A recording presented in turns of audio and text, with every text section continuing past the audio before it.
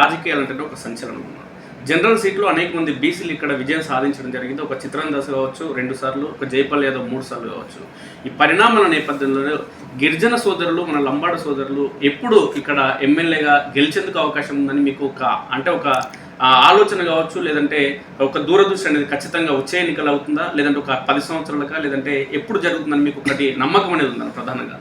అయితే వాస్తవంగా చెప్పాలంటే మా గిరిజనులు ఈ 5-6 సంవత్సరాల నుంచి బాగా చైతన్యం అవుతారు. అనేక ఇప్పుడు విద్యాపరంగా కావచ్చు, వ్యాపార పరంగా కావచ్చు, ఆర్థిక పరంగా కావచ్చు, అనేక విధాలు కూడా ముందుకు రావడం జరుగుతుంది, ఎదగడం జరుగుతుంది. గతంలో ఈ నియోజకవర్గానికి గొప్ప పేరుంది. యడమ కృష్ణారెడ్డి గారు గంట గుర్తు మీద ఇండిపెండెంట్గా గెలవడం జరిగింది. అదేవిధంగా ఎన్టీఆర్ లాంటి వాళ్ళను ఒక బీసీ బిడ్డ చిత్తరేంద్ర దాస్ గారు కూడా ఓడించడం జరిగింది. మరి ఇదే నియోజకవర్గంలో 3 సార్లు జైపాల్ యాదవ్ కూడా ఒక బీసీగా గెలవడం జరిగింది. ఈరోజు 46,000 ఓట్ బ్యాంక్ పెట్టుకొని మరి మమ్మల్ని కూడా ఇంకా చాలామంది అడుగుతున్నారు, మనం కూడా ఇంకా ఈ కాన్స్టిట్యూన్సీలో మనం ఎందుకు కాలేకపోతున్నాము ఎమ్మెల్యేగా అని చెప్పి.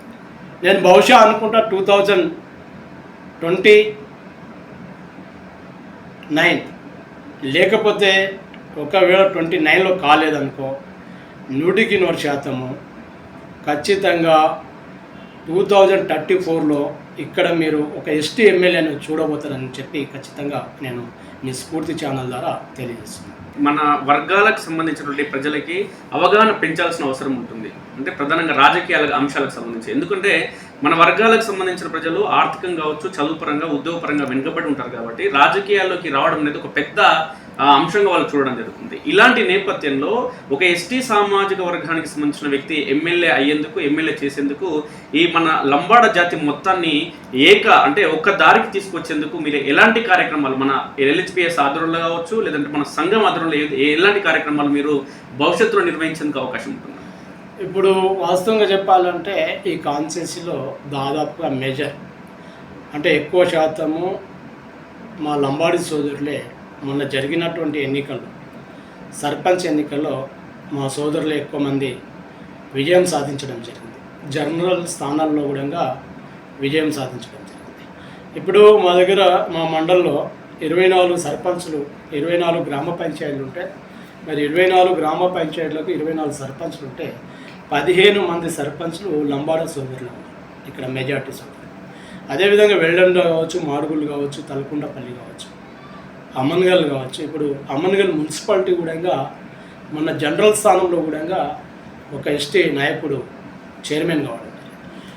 ఇప్పుడు చైతన్యం అవుతారు, ఖచ్చితంగా చైతన్యం చేస్తాం. లంబాడి హక్కుల పోరాట సమితి ఆధ్వర్యంలో మరి శివలాల్ మహారాజు ఒక ఆశీర్వాదంతో మరి ఆయన స్ఫూర్తితో కల్వకుర్తి కాన్సెస్ మీద రాబో కాలంలో ఖచ్చితంగా దృష్టి పెడతాం.